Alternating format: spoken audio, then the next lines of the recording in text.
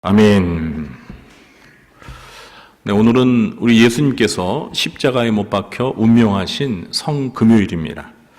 이 성금요일 밤에 기도하러 나오신 우리 성도님들에게 하나님께서 크신 은혜를 베풀어 주시길 주님의 이름으로 축원합니다.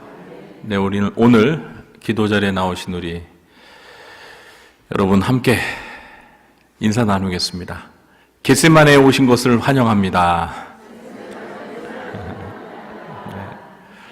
네, 여기가 겟세마네 동산이라 생각하시고 겟세마네 동산에 기도하러 왔다고 그렇게 생각하시고 기도했으면 좋겠습니다.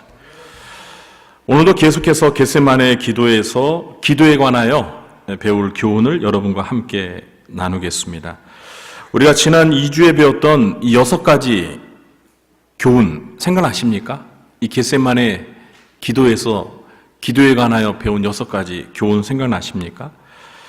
오늘 말씀을 시작하기에 앞서서 우리가 배웠던 그 6가지 교훈의 타이틀만 제가 다시 한번 상기해 드리도록 하겠습니다. 먼저 첫 번째, 예수님처럼 평소에 기도하는 습관을 가지자고 했습니다. 두 번째는 예수님처럼 다양한 장소에서 기도하자고 했습니다. 세 번째는 기도하는 장소에 있다고 해서 다 기도하는 것은 아니라고 했습니다. 네 번째는 기도하느냐 기도하지 않느냐가 영적 전쟁에서 승패를 좌우한다고 했습니다. 다섯 번째는 인생의 힘든 시기에 함께 기도하면 큰 힘이 된다고 했습니다. 그리고 여섯 번째로 하나님께 기도할 때 솔직한 자세로 기도하자고 했습니다. 어떻습니까, 여러분? 생각나십니까? 이 6가지? 네? 에빙하우스라는 심리학자가 이 인간의 기억과 망각에 대해서 연구를 했는데요. 사람은 어떤 사실을 딱 듣게 되면 복습을 하지 않으면 듣고 나서 10분 만에 자기가 들은 것에 80%밖에 기억을 못한대요. 듣고 난 다음에 10분 지나면 벌써 20%는 망각돼 버리는 거예요. 그리고 하루 지나면 얼마를 기억할까요? 하루 지나면 40%밖에 기억을 못해요. 40%. 하루 지나면. 그리고 일주일 지나면 20%밖에 기억 못합니다. 그러니까 여러분, 일주일 전에 우리가 나눴던 말씀을 20%밖에 기억을 못해요. 그러니까 복습이 필요한 거예요. 그래서 여러분, 제가 이렇게 설교할 때 녹음을 하거든요. 그래서 녹음을 해가지고 우리 구역장님들한테 이렇게 보내드립니다. 그러니까 여러분들께서 설교를 듣고 난 다음에 보통 제가 한 하루 지나기 전에 구역장님 카톡방에 올려놓거든요. 그러면 이제 우리 구역장님들이 들으시고 또 구역원들한테 이렇게 보내주기도 하실지 모르겠는데 우리 성도님들께서 여러분이 속한 구역장님에게 이 설교 녹음 파일 좀 보내달라고 하세요. 그래서 하루 한 20%밖에 기억이 안 나는데 그때 다시 한번 듣게 되면 그 기억이 좀 더 오래 가게 돼 있어요. 그래서 복습이 굉장히 중요합니다. 한 번 듣고 다 기억하는 사람 없습니다. 그러니까 복습을 많이 해야 돼요. 그래서 제가 오늘 지난 2주에 걸쳐서 배웠던 그 6가지 교훈을 한번 말씀을 드렸던 것입니다. 오늘은 이어서 7번째로 기도는 나의 소원보다 아버지의 소원이 이루어지길 간구하는 것입니다. 많은 사람들은 기도를 나의 소원을 하나님께 아뢰는 것이라고 이해합니다. 그리고 기도의 응답은 나의 소원이 이루어지는 것이라고 생각합니다. 물론 이런 생각이 틀리거나 잘못되었다고 말할 수는 없습니다. 그러나 이런 생각은 기도에 관한 온전한 이해라고 할 수는 없습니다. 좀 더 기도에 관한 성숙한 생각은 이것입니다. 기도는 나의 소원보다 먼저 아버지의 소원이 이루어지기를 비는 것입니다. 예수님께서 산상수훈에서 가르쳐 주신 주기도문에도 이런 것이 잘 반영되어 있습니다. 마태복음 6장 9절 10절입니다. 그러므로 너희는 이렇게 기도하라. 하늘에 계신 우리 아버지여, 이름이 거룩히 여김을 받으시오며 나라가 임하시오며 뜻이 하늘에서 이루어진 것 같이 땅에서도 이루어지이다. 우리 개역 개정 성경에는 그냥 이름이 나라가 뜻이 이렇게 되어 있는데요. 원문에 보면은요, 당신의 이름이, 당신의 나라가, 당신의 뜻이 이렇게 앞에 당신의라는 말이 있습니다. 그런데 우리말에는 이 존칭이 있잖아요. 어떻게 높으신 하나님께 당신이라고 말합니까? 그렇기 때문에 최근에 번역된 우리말 성경에는 아버지의 이름이, 아버지의 나라가, 아버지의 뜻이 이렇게 번역을 했습니다.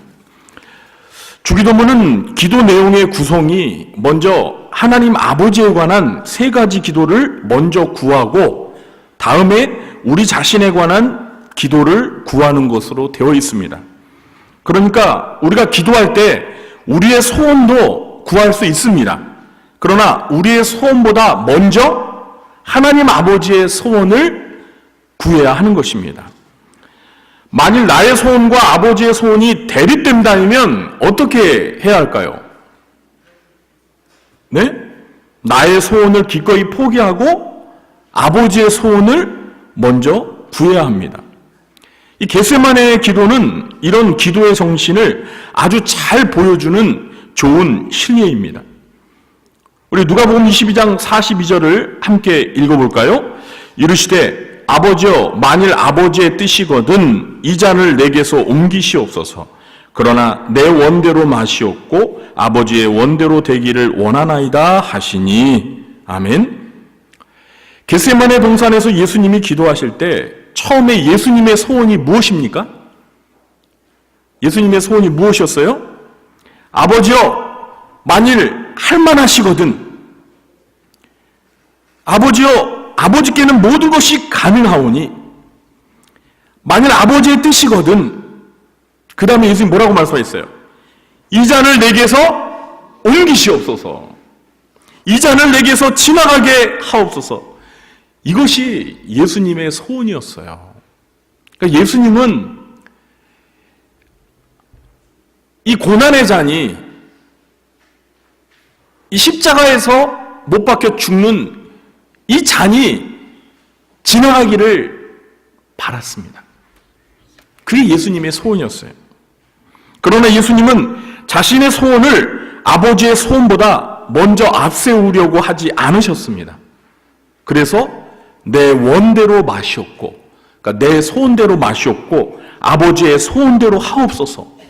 아버지의 소원대로 되기를 원하옵나이다. 이렇게 기도하셨던 것입니다.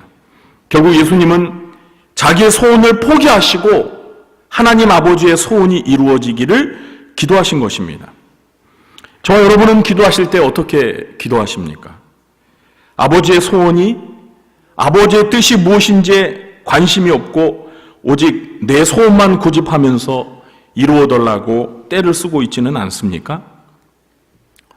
어린 자녀들은 그렇습니다.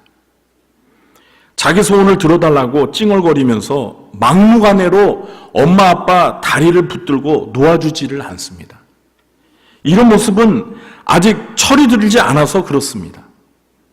그러나 철이 들면 이제 부모님의 마음을 헤아릴 줄 압니다. 그래서 자기의 생각을 고집하기보다는 부모님의 의중이 무엇인지를 여쭤봅니다. 기도에 있어서 하나님 아버지와 자녀들의 관계도 마찬가지입니다. 성숙한 신자는 하나님께 기도할 때 나의 소원보다 먼저 아버지의 소원을 구합니다. 그런데 이렇게 아버지의 소원을 구하면 어떤 유익이 있죠? 어떤 유익이 있죠? 우리의 기도가 100% 응답이 된다는 것입니다. 여러분 믿으십니까? 요한일서 5장 14절에 그를 향하여 우리의 가진 바 담대함이 이것이니 그의 뜻대로 무엇을 구하면 들으심이라. 그의 뜻대로. 하나님 아버지의 뜻대로 구하면 들어주신대요. 하나님 아버지의 뜻대로 구하면 무엇이든지 응답받는 줄 믿으시기 바랍니다. 그러니까 여러분, 나의 소원을 포기하고 기도하는 게 손해보는 게 아니에요. 나의 소원을 기꺼이 포기하고 아버지의 소원을 구하면 100% 응답이 된다니까요. 오늘 기도에 나오신 여러분은 모두가 예수님의 기도를 본받아 나의 소원보다 하나님 아버지의 소원이 이루어지기를 구하시기 바랍니다. 그래서 구하는 것마다 다 응답받게 되시길 주님의 이름으로 축원합니다. 8번째, 겟세마네의 기도는 간단한 기도가 아니라 간절한 기도였습니다. 간단한 기도가 아니라 간절한 기도였습니다. 여러분, 우리가 하나님 앞에 기도할 때 얼마든지 간단히 기도할 수 있습니다. 기도를 항상 길게 하거나 오래 하거나 복잡하게 해야 한다는 법은 없습니다. 여러분, 식사 기도하실 때는 간단하게 하십시오. 식사 기도는요, 30초 이내로 하는 게 좋습니다. 절대 1분을 넘지 않도록 하십시오. 너무 길게 기도하면 밥맛이 없어집니다. 그래서 저는 식기도를 하면요, 딱 30초, 절대 1분을 넘지 않습니다. 여러분도 그렇게 하세요. 짧게 기도하면, 짧게 식사 기도하면 밥맛이 좋아지는구나. 대표 기도도 너무 길게 하지 않는 것이 좋습니다. 공적인 자리에서 대표 기도는 3분 정도가 적당합니다. 아무리 길어도 5분을 넘지 않게 하는 것이 좋습니다.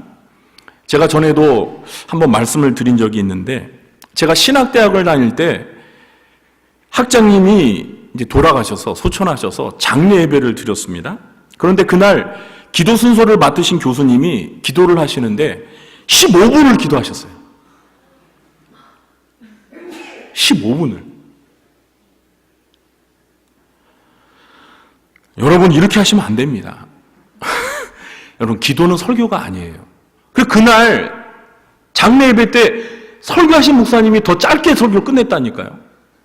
아니, 앞에서 기도를 15분 했는데 설교하는 목사님이 어떻게 하겠어요. 그래서 난처하시더라고. 그래서 기도보다 설교가 더 짧았어요. 여러분, 예수님이 가르쳐 주신 주기도문 보십시오. 얼마나 간단합니까? 주기도문 그 자체가 기도입니다. 그런데 우리가 주기도문으로 기도하면 시간이 얼마나 걸리죠? 30초 정도? 1분을 넘지 않아요. 정말 간단한 기도가 주기도문입니다. 그러니까 하나님 앞에서 우리가 기도할 때 간단하게 기도할 수도 있어요. 자, 그러나 모든 기도가 간단한 기도가 되어서는 안 됩니다. 우리가 얼마든지 간단히 기도할 수도 있지만 모든 기도가 간단한 기도가 될 수는 없는 것입니다. 사람과 사람 사이의 대화도 간단한 대화를 주고받을 수 있습니다. 그러나 대화의 내용이 매우 중요한 사안이면 간단하게 대화할 수 있어요? 그럴 수 없죠. 대화의 내용이 중요하면 자연스레 대화가 길어질 수밖에 없습니다. 기도는 하나님 아버지와 자녀와의 대화입니다. 그런데 하나님과 나누는 대화가 늘 간단하다면 이것도 바람직하다고 할 수 없어요. 그냥 하나님과 나누는 대화가 단답 형식으로 짧게 간단하게 끝난다? 이것도 대화의 깊이가 없다는 거예요. 때로는 중요한 문제를 놓고 하나님과 대화할 때는 진지하게 오래 대화하는 것이 필요합니다. 겟세마네 동산에서 예수님의 기도가 그러했습니다. 겟세마네 동산에서 예수님은 매우 심각했습니다. 예수님의 생애에서 이렇게 심각할 때는 없었습니다. 그래서 예수님은 겟세마네에서는 주기도문처럼 그렇게 간단히 기도할 수 없으셨던 것입니다. 겟세마네 동산에서 예수님께서 과연 어느 정도 오랫동안 기도를 하셨는지 정확히 알 수는 없습니다. 그러나 마태복음과 마가복음에서 예수님이 시몬 베드로에게 하신 말씀을 참고하면 최소한 겟세마네 동산에서 1시간 이상 기도하셨다라는 것을 추측할 수 있습니다. 마태복음 26장 40절을 우리 함께 읽어보겠습니다. 제 아들에게 오사 그 자는 것을 보시고 베드로에게 말씀하시되 너희가 나와 함께 1시간도 이렇게 깨어 있을 수 없더냐? 몇 시간이요? 1시간. 너희가 나와 함께 1시간도 이렇게 깨어 있을 수 없더냐? 그러니까 예수님께서 겟세마네 동산에서 첫 번째 기도하시는데 1시간 정도 기도하셨다는 거예요. 1시간 정도 기도하시고 이렇게 베드로에게 와보니까 베드로가 졸고 있잖아요. 그래서 하신 말씀이 이 말씀이에요. 너희가 나와 함께 1시간도 깨어서 기도할 수 없느냐. 그리고 나서 예수님이 다시 가셔서 두 번째, 세 번째 똑같은 내용으로 기도를 하셨어요. 그러니까 예수님께서는 겟세마네 동산에서 최소한 1시간 이상, 2시간 정도는 기도하신 거예요. 뭐 3시간까지 기도했다고는 단정할 수는 없지만 최소한 1시간 이상은 기도하셨어요. 제 짐작에는 못해도 한 2시간은 기도하신 것 같아요. 그런데 여러분, 기도의 시간보다도 우리가 더 주목해야 할 것이 있습니다. 그것은 그 1시간 이상 기도하실 때 기도하신 예수님의 그 자세입니다. 누가복음은 마태복음과 마가복음에서는 기록하지 않은 새로운 정보를 우리에게 제공해주고 있습니다. 누가복음 23장 44절을 함께 읽어보겠습니다. 예수께서 힘쓰고 애써 더욱 간절히 기도하시니 땀이 땅에 떨어지는 핏방울같이 되더라. 누가는 겟세마네 동산에서 얼마나 오랫동안 기도하셨는가에 관심을 갖기보다는 예수님이 어떻게 기도하셨는가, 그 기도하시는 그 모습, 그 자세, 태도에 관심을 가졌습니다. 누가가 전해주는 예수님의 기도하시는 모습은 마치 해산하는 그 해산의 수고를 하는 임산부의 모습과 같았습니다. 저는 누가가 해산하는 임산부의 모습에 비유하면서 44절을 기록했다고 확신합니다. 왜냐하면 누가복음을 기록한 이 누가의 직업이 무엇이었습니까? 의사였어요. 누가는 여러분 직업이 의사였습니다. 그는 의사로서 누구보다 해산하는 과정과 그 고통의 무게를 잘 아는 사람이었습니다. 그래서 예수님이 간절하게 기도하는 모습이 마치 해산하는 임산부의 모습과 같다고 생각을 했던 것입니다. 그래서 예수께서 힘쓰고 애써 더욱 간절히 기도하시니 이렇게 표현했던 거예요. 우리 여성분들 아기 낳으실 때 어떻게 하셨어요? 힘쓰고 애써 간절히 이렇게 해서 아기를 낳으셨죠?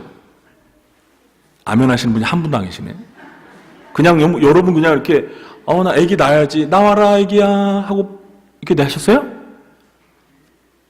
그렇지 않게 낳으시잖아요. 전부 다 정말 그 해산의 수고와 고통이 엄청 컸죠? 예수님 바로 그렇게 기도하셨다는 거예요. 그뿐이 아니라 누가는 예수님이 기도하실 때 땀이 땅에 떨어지는 핏방울처럼 되었다라고 세밀하게 관찰했습니다.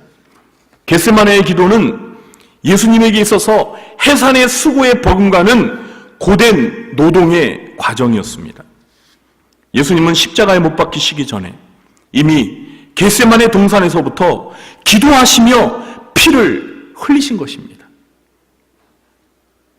마치 올리브 열매를 깨부수고 짓눌러서 기름을 짜듯이 기도하셨던 것입니다. 이 겟세마네 동산이 그 올리브 열매를 짜던 곳이에요. 그러므로 겟세마네의 기도는 간단한 기도가 아니라 해산의 수고와 고통을 쏟아붓는 간절한 기도였던 것입니다. 사랑하는 성도 여러분, 저와 여러분은 이렇게 간절하게 기도해 본 적이 있으십니까? 우리의 기도는 너무나 간단하고 가볍지 않습니까? 물론 하나님께 간단하게 기도할 수 있습니다. 그러나 우리의 기도가 언제나 간단한 기도라면 너무 가볍지 않아요? 우리가 분주한 일상에서는 얼마든지 간단한 기도를 할 수 있습니다. 그러나 금요 심야기도에 와서 기도할 때만큼은 간단하게 기도하는 것이 아니라 간절하게 기도했으면 좋겠어요. 우리가 일주일에 한 번 금요일 기도에 왔을 때는요, 정말 겟세마네 동산에서 예수님이 기도하셨던 모습과 같이 힘쓰고 애써 간절히 기도하는 그런 모습이 저 여러분에게 있게 되기를 주님의 이름으로 축원합니다. 그런 간절한 기도를 하나님께서 외면하실 수 있겠어요? 제가 하나님이라면 외면하지 못합니다. 그렇게 힘쓰고 애써 간절하게 기도하는 그 자녀의 기도를 어떻게 외면할 수 있어요? 예수님이 이렇게 간절하게 기도하시니까 43절에 보면 천사가 하늘로부터 예수님께 나타나서 힘을 더하셨다라고 기록하고 있어요. 여러분, 천사가 하는 일 중에 하나가 무엇인지 아세요? 성도가 기도할 때 기도에 힘을 북돋아 준다는 거예요. 그런데 여러분, 간단히 기도하면 천사가 도와줄 게 없어요. 한번 편하게 쉽게 간단하게 기도하는데 일상의 우리 기도가 식기도처럼 간단한데 뭐 천사가 도와줄 게 뭐가 있습니까? 그런데 이렇게 예수님처럼 힘쓰고 애써 간절히 기도하려고 할 때 천사가 와서 힘을 북돋아 준다라는 거예요. 예수님이 그렇게 성자 하나님이신 예수님이 그렇게 간절히 기도하실 때에도 천사가 나타나서 예수님에게 힘이 되어주는데, 하물며 저 여러분이 그렇게 힘쓰고 애써 간절히 기도할 때 천사가 가만히 있겠어요? 하나님이 천사를 보내셔서 야, 저기 구주한교회 성도들이 저렇게 힘쓰고 애써서 간절하게 기도하는데 너 가만히 있지 말고 빨리 도와줘. 힘을 북돋아서 더 간절하게 기도할 수 있도록 도와주거라. 그렇게 하시지 않겠습니까? 오늘 이 시간에 여러분이 힘쓰고 애써 더 간절히 기도할 때 그렇게 기도할 수 있는 힘을 우리 주님께서 북돋아 주시길 주님의 이름으로 축원합니다. 9번째, 육신이 피곤하면 기도하는데 방해가 될 수 있습니다. 마지막으로 겟세마네 동산에서 기도에 관하여 배우는 교훈은 기도와 체력의 관계입니다. 기도와 체력의 관계. 여러분, 예수님의 제자들이 겟세마네 동산에서 왜 깨어 기도하지 못하고 잠들었는지 그 이유를 아십니까? 예수님의 말씀 속에서 우리는 그 이유를 찾아볼 수 있습니다. 우리 마태복음 26장 41절 말씀 한 목소리로 읽어보겠습니다. 시험에 들지 않게 깨어 기도하라. 마음에는 원이로되 육신이 약하도다. 43절도 읽어보겠습니다. 다시 오사 보신즉 그들이 자니 이는 그들의 눈이 피곤함일러라. 아멘. 예수님의 말씀을 들어보면 제자들도 마음으로는 깨어서 기도하고 싶어 했던 것 같아요. 그런데 그들이 육신이 약하였기 때문에 기도하지 못했던 것입니다. 좀 풀어서 설명하자면 그들이 육신적으로 많이 피곤했기 때문에 몸도 피곤하고 눈꺼풀은 무거워서 졸음이 비 오듯이 쏟아졌던 것 같습니다. 그래서 쉬운 말 성경은 43절을 이렇게 번역했습니다. 예수께서 다시 제자들에게 돌아오셨을 때 그들은 여전히 자고 있었다. 제자들은 피곤이 몰려와 잠을 떨쳐버릴 수 없었던 것이다. 여러분, 예수님이 겟세마네 동산에서 기도하신 그 시각은 2시간 이상 기도하셨으니까 대략 자정에 가까웠던 시간으로 추정할 수 있습니다. 이 6월절 저녁 식사는 해 지고 난 다음에 하거든요. 근데 그게 간단한 식사가 아니에요. 그래서 보통 자정 이전에 이 6월절 식사가 끝났대요. 그런데 우리 예수님은 제자들과 6월절 식사를 마치고 감람산 입구에 있는 겟세마네 동산으로 자리를 옮기셔서 거기에서 최소한 1-2시간 기도하셨으니까 거의 자정 시간을 넘기거나 그 자정 무렵 되었을 거라 추측할 수 있습니다. 여러분, 옛날 고대 사회에서는요, 전기도 없었죠. 또 농경 사회였기 때문에 해가 지면 일찍 잠자리에 들었습니다. 지금이야 이렇게 한밤중에도 전기가 있어서 불이 들어오고 대낮처럼 밝지만 옛날에는 해가 지면 어둠이 짙었기 때문에요, 다 그냥 일찍 잡니다. 그런데 자정이 되었다? 얼마나 졸리겠어요. 자야 할 시간인데. 그러니까 그 겟세마네 동산에 가서 그냥 눈꺼풀이 그냥 피곤한 거예요. 그래서 마음은 우리 주님이 깨어 기도하라 하셨으니까 기도하고 싶은데, 마음은 원하는데 육신이 약한 거예요. 육신이 피곤해가지고 그냥 이렇게 졸고 있었던 겁니다. 여기서 우리가 깨닫는 교훈은, 예수님의 말씀을 통해서 깨닫는 교훈은, 몸이 약하면, 몸이 피곤하면 기도하기 힘들다는 거예요. 다시 말해서 어느 정도의 체력이 따라줘야 기도할 수 있다는 겁니다. 그러니까 여러분, 기도 생활을 오래 하시려면 건강관리를 잘 하셔야 돼요. 아멘? 여러분, 하나님께서 여러분에게 건강의 복을 주셔서 하늘나라 갈 때까지 기도할 수 있는 체력을 주시길 구하시기 바랍니다. 우리가 나이가 들어서 몸이 약해지고 병이 들면 기도하기가 쉽지 않습니다. 여러분, 이렇게 생각할 수 있어요. 우리가 병들면 그냥 침상에 누워서 아무것도 못하니까 기도나 열심히 해야지. 그럴 것 같아요, 여러분? 아니에요. 그렇지 않습니다. 물론 병상에서 기도하는 사람들도 있겠지만요, 사람이 일단 병이 들어서 병상에 누워있으면 기도가 잘 안 나와요. 기도가 잘 안 돼요. 여러분, 나중에 한번 아파보세요. 기도가 또 잘 되나? 저도 뭐 몸살이 나가지고, 제가 건강한 체력이 참 건강합니다. 이렇게 몸은 쪘지만 그래도 건강한 체력인데 1년에 한두 번 한 번 아프면 아주 되도록 아프거든요. 근데 아프면 만사가 귀찮아요. 목사도 아프니까 만사가 귀찮아서 뭐 기도도 안 나와. 그렇지 않습니까, 여러분? 저만 그런가요? 아니요, 우리 대부분 그래요. 아파서 몸 좀 넣어보세요. 기도가 잘 되나? 안 돼요, 잘. 여러분, 기도도 건강할 때 하는 거예요. 건강할 때 하는 거예요. 그러니까 여러분, 좀 더 건강할 때, 체력이 좋을 때 기도를 많이 하셔야 돼요. 기도를 많이 하셔야 돼요. 지금 내가 젊고 내가 지금 뭐 바빠서 기도할 데가 없는데, 내가 이제 은퇴하고 나서 좀 나이 들고 그러면 기도해야지. 그때 몸이 아파서 무릎이 욱신욱신거리고 거동이 불편하니까 이렇게 기도하러도 잘 못 오는 거예요.